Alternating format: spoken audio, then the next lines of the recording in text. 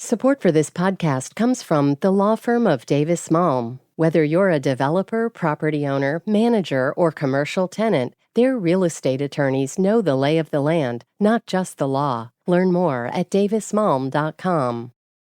WBUR Podcasts, Boston.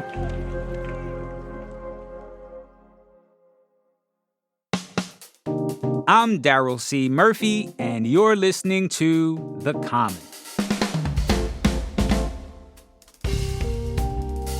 Tomorrow is Thanksgiving, which means this Wednesday is a Friday, and the second day of our two-part Thanksgiving cooking series with Dorchester's Comfort Kitchen. Today's recipe comes from Comfort Kitchen's principal bartender and bar manager, Danameche Teron. He came by the studio to share one of their signature drinks that should work great alongside your Thanksgiving meal. So today we're going to be making one of our classic cocktails. It's called the Dream Street, featuring Sorel, which is hibiscus liqueur. So I'll be doing the spirited version. Okay. Daryl will be making the free-spirited version with the non-alcoholic version of Sorel. Inclusive sips for the people. Yes, of course. We're going to follow that up with a little bit of fresh lime juice, some homemade coconut syrup, and then a little bit of orange curaçao for myself. And then for Daryl, he'll be using fresh squeezed orange juice. Love it. Now, the orange juice, the lime juice, and the coconut milk, those are pretty easy to find. Yes, 100%. Where can people find the Sorel? So for the Sorel, you can find it at any of your local liquor stores, Fernandez Brothers. You can get it at Total Wine. You could also find it at Blanchard's as well. Awesome. Yes. All right, well, let's get into it. What's step one? All right, step one. So we're going to take our Sorel. Okay. For you, sir, you will be doing 2 ounces. I will be doing 3 ounces. All right, so 2 ounces Like into so. a shaker. Boston shaker to be exact. We got the Boston shakers today. You could do these in a regular shaker, right? Yeah, of course. And now we're going to follow that up with an ounce of coconut. An ounce of coconut. Now I'm imagining this coconut is giving a lot of body to the drink. Oh, yeah, of course. It gives a nice mouthfeel, full-bodied, velvety. For myself, same So wait, thing. is that coconut milk or coconut puree?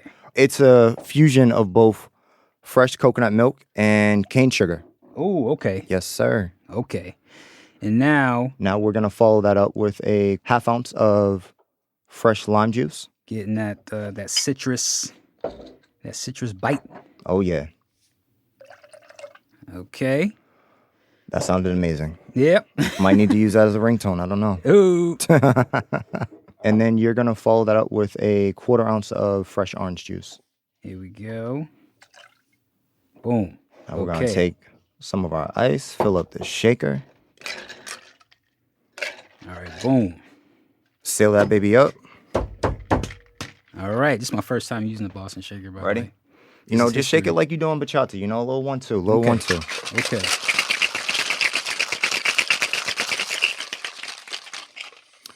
Now what you're going to do right here on the side, Yep. you're going to just lightly tap it, crack that seal. Once you hear that pop, there you go. Perfect. And you strain it out into a champagne coupe. Yes, sir. Like so. All right. Oh, that looks nice. That color's beautiful, right? Yeah.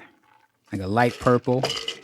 And then we're going to garnish it with one of these beautiful, we're going to call them a pansy. I'm sure there's a other technical name for it, but.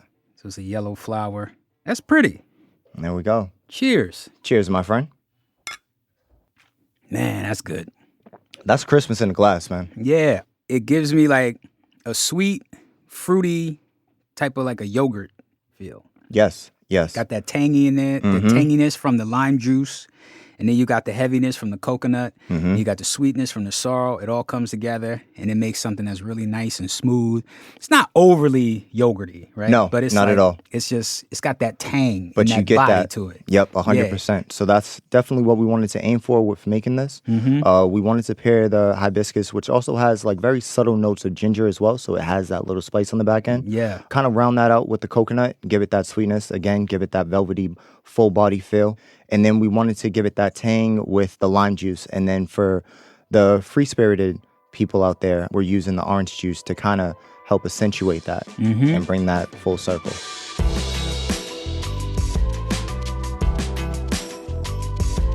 We're going to take a quick break, but we'll be right back.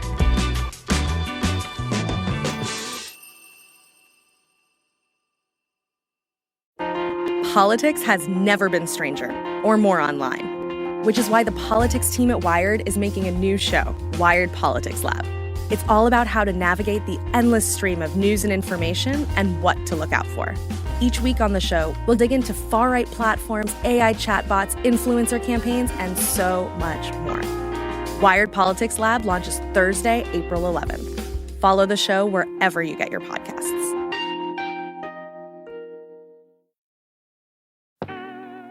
And we're back with more from Danameche Teron of Comfort Kitchen.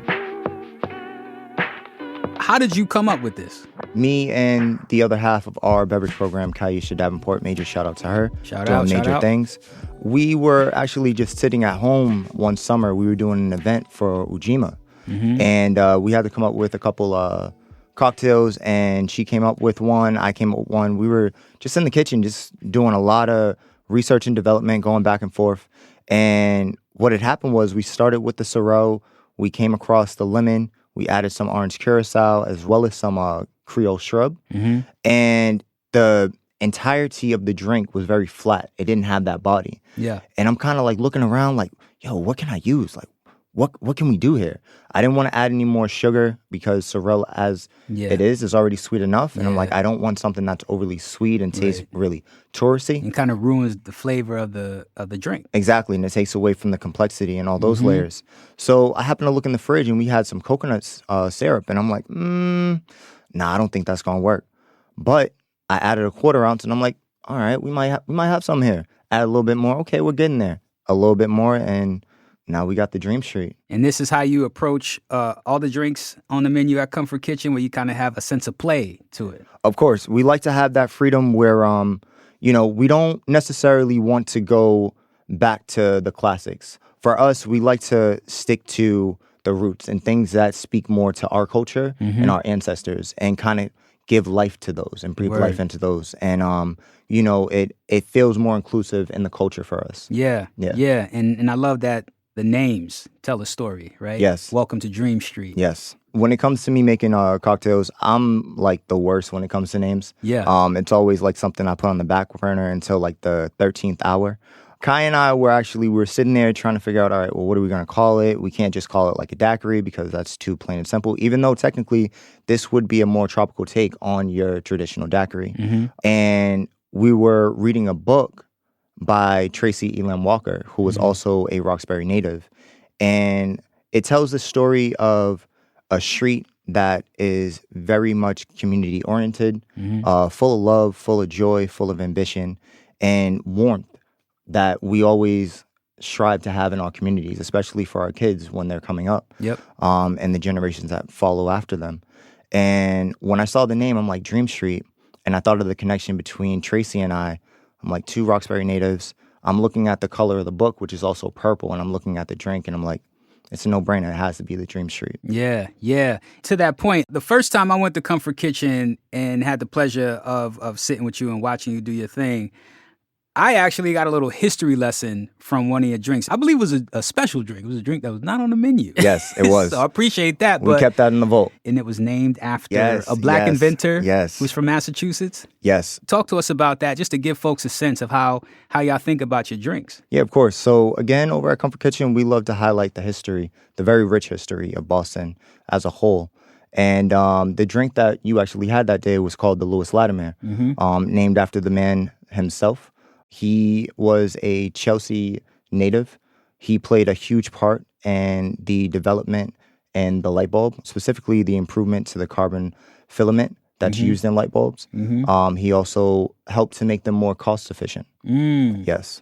That's fascinating. And yeah, that blew my mind. And plus, it was a hell of a drink. So thank you for that. Appreciate you. Okay, Danameche, before we go. Yes. I just want to give people one more tip as it relates to this drink. What would you pair this with? What kind of food would you pair this with? For me, this would go delicious with sorry, shameless plug, our jerk roasted duck at Comfort Kitchen. It is phenomenal. It plays very nicely off of the spices that we use in our jerk marinade. It also goes really good with our Jamaican rice and beans, which, hint, hint, also uses coconut milk in it. Right on. So it goes hand in hand. So a good jerk dish, you Yes. know, just in case you can't make it to Comfort Kitchen, because, listen, folks, they're busy right now. They booked up. They getting, you know what I mean? Yo, Danameche, thank you so much for coming through to The Common and sharing your expertise and sharing this recipe with us. I am sure many of our listeners would appreciate this. Thank you. Thank you so much. I appreciate y'all. That's principal bartender and bar manager at Comfort Kitchen, Danameche Teron. And that's our show for today. Thank you so much for listening to The Common. Listen, folks, we are taking the day off for Thanksgiving Thursday and Friday. But don't worry, we will be back on Monday with our regular show.